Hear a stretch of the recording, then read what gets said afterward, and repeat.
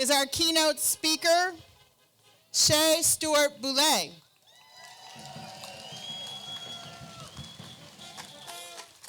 I am a fan of her Facebook, Black Girl in Maine, an award-winning site that deals mostly with race and aging.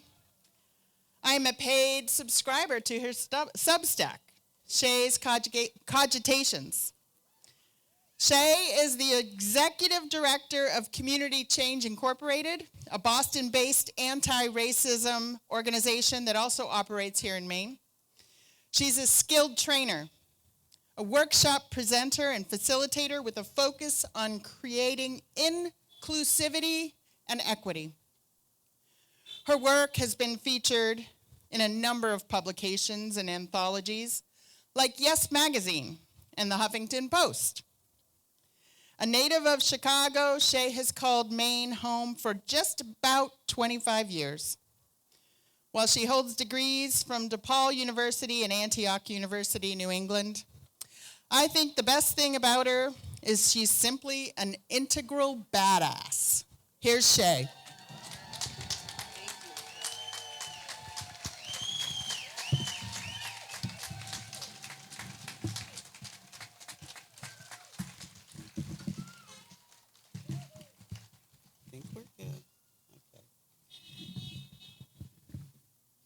Good morning, everybody. I need a little bit more energy. I got some things to say this morning. So I'm going to say that again because we want to be loud in how we respond. So let me say this again. Good morning. Okay. Great. I want to make sure everybody's awake so you can hear my words. All right. Well, I am honored to be here with you this morning despite my lack of caffeine already. Just feeling really, sorry about that. Glad I probably didn't have the caffeine yet. Really excited to be here and to see what the local Indivisible chapter has already put together. And this is a beautiful gathering. So thank you for having me.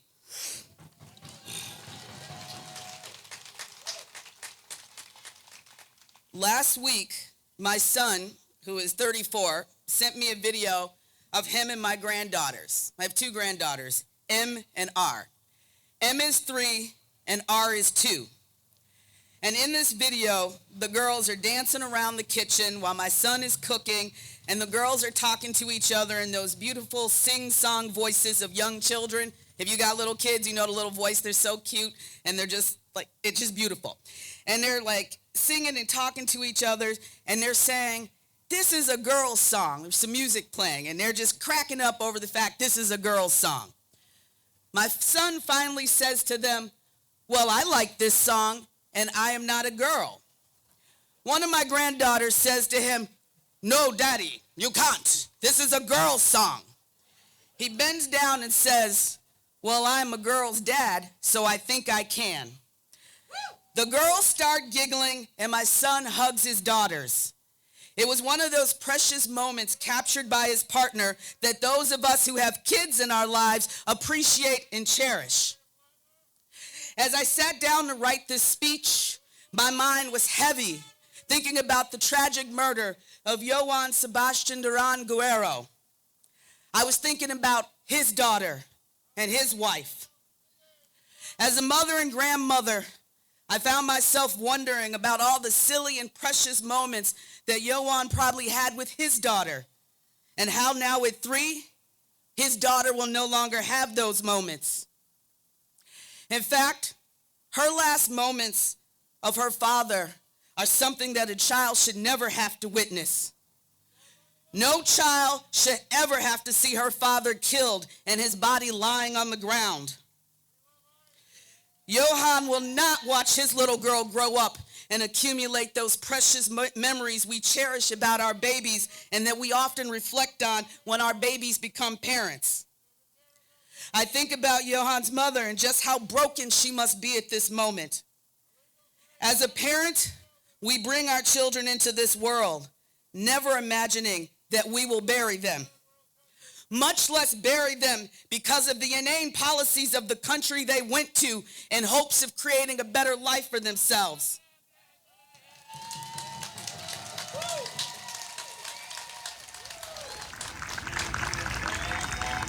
While we are gathered today to celebrate the spirit of John Lewis and his good trouble, and how that spirit of good trouble built on the pillars of teach, reach, and preach, we cannot ignore what is now happening in our own community here in Maine, and how the idea of good trouble is now more urgent than ever. In the last year and a half, we have seen the unthinkable become reality. Many of the civil rights that we gained in the last 60 years are only because John Lewis and others found the courage and heart to push back on the injustice of their time. Now, we find ourselves in a similar place. Will we find the courage and heart to make good trouble to fight for the most pressing issues of our time? Yes! Woo! Yes, we will! Good trouble isn't just a cool phrase. It is to sacrifice. It is to risk harm to ourselves. It is to understand that we can choose nonviolence, but that when dealing with the state, which is steeped in violence, that violence may find us. Tom Homan, the border czar, recently said a few days ago on Fox News that there will be bloodshed if folks continue to push back on what ICE is doing across the country. To hear a federal official threaten the American people for speaking up for what is right is terrifying. But in many ways, we've been here before. This is a nation that was built on a foundation of lies, starting with the founding document and the document signers.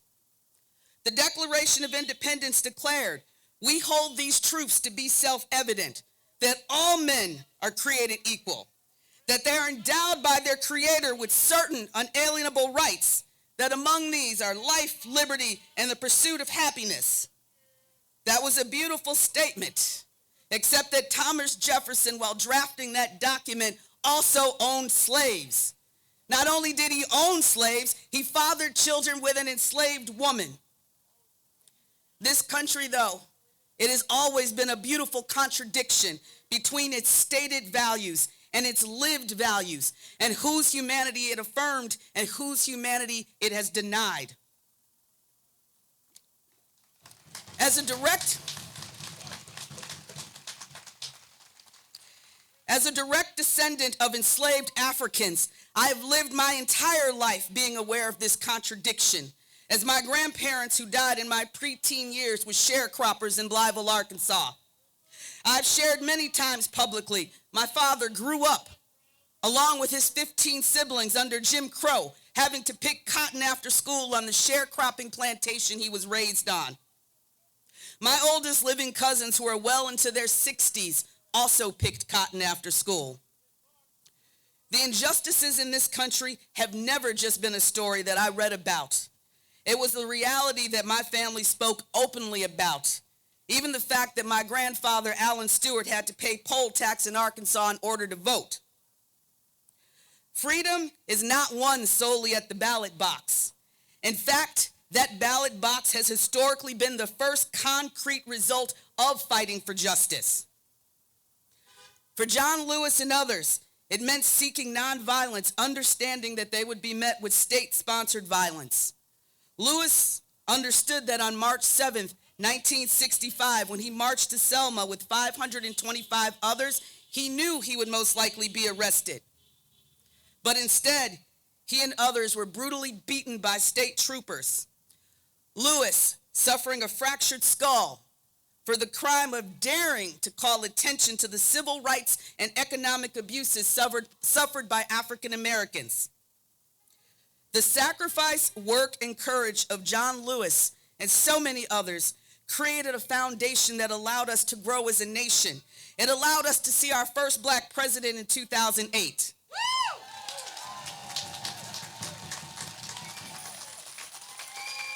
It gave us a hope that we had truly turned a corner on hate.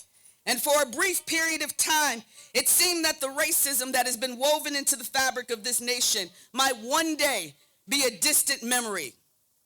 But it was temporary. And that is because white supremacy is an American value that isn't named in our founding document, but it is there.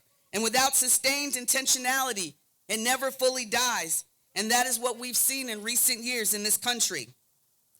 From the initial rise of Trump to the current iteration of Trump. At the moment, we're putting a lot of energy into assuming that when this administration leaves, things will get back to normal. But the truth is, we can no longer afford to get back to normal. Right.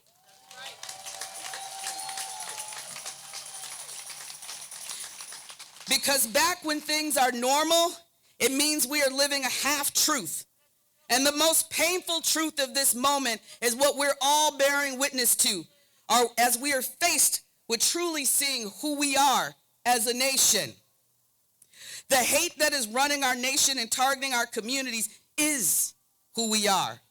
But the good thing is that we know the root cause of our problems. We can indeed make a plan to create good trouble and to solve our problems.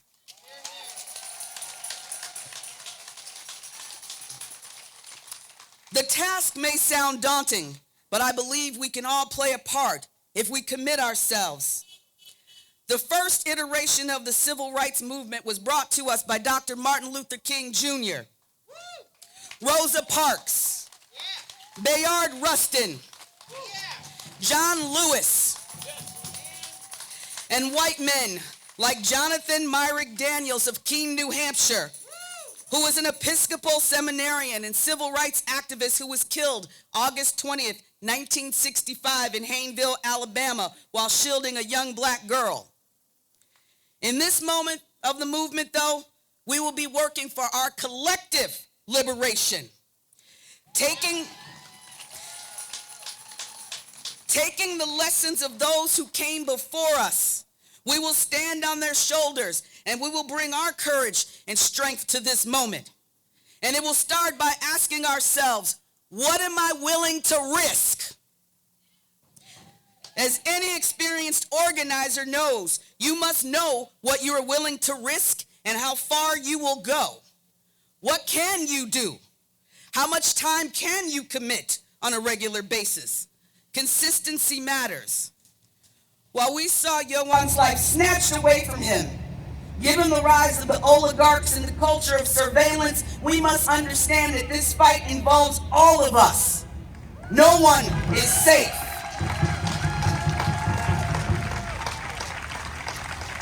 Earlier this year in Minnesota, we saw ICE take the lives of Renee Good and Alex Preddy, two white people.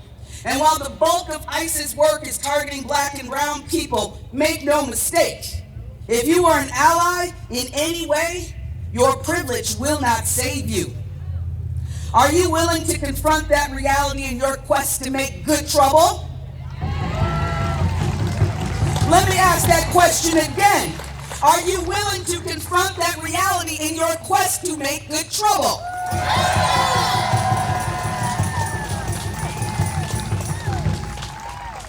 Lewis said that we need to get in good trouble, necessary trouble, and redeem the soul of America.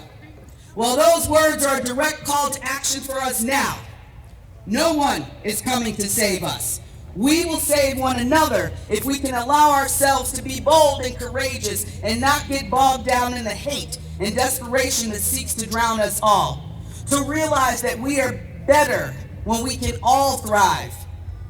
The trouble isn't fun. It probably won't be joyous, and yet we do it to create something that is good. A world where young immigrant fathers in small towns in Maine working multiple jobs are not killed in front of their daughters, still in their precious bluey jammies. And that young wives are not turned into widows. Our good trouble will create a world where our immigrant and BIPOC neighbors are not scared to let their children play outside on a beautiful Maine summer day. Our good trouble will beat back the voices that seek to silence us. Today, I ask of you, commit or recommit yourselves to the business of good trouble. Get involved in your community by organizing with groups like Indivisible. And if you're already doing that and you can spare a few more hours, get involved with more localized groups. Support the work not only of those in need, but those at the forefront of organizing. And I'm going to admit, I'm saying that as the executive director of an organization that does a lot of organizing in 2 states. You need to support the folks who are skilled organizers, so I'm just throwing that one out there.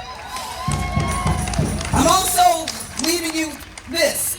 I need you to support independent media, because in our current reality, the fourth estate as we once knew it is barely hanging on. Instead, too many times, it is now only independent media outlets that are speaking truth to power. I need you to make mutual aid a priority. And remember, not all mutual aid involves money. It is creating a new way of taking care of ourselves and our communities. Strengthen your political education and understand the connection between racism and capitalism in your community building. Strengthen the connections that you have within these networks, because we must build with people, and we can only organize for transformative justice and change if we have trust in one another. We build at the speed of trust, and that requires more than believing something on social media. Right now, we need more people outside in the streets across the state, and groups such as Activate Maine are a resource for finding actions to attend. Yesterday, the Biddeford-Saco Racial Justice Group saw over 1,000 people turn out. And while that was wonderful, often that group has only seen a handful of people most weeks, and they've been out in the streets since last year. Yes, it is summer in Maine, that all too brief season that we wish to enjoy, but movement work doesn't stop for good weather. Instead, we incorporate it into our lives. Movement work is life work, and we don't compartmentalize it. So take care of yourselves, but starting today, let us commit to the bold and courageous work of good trouble every day. Lastly, build together with principles, integrity, and a shared goal. Thank you very much.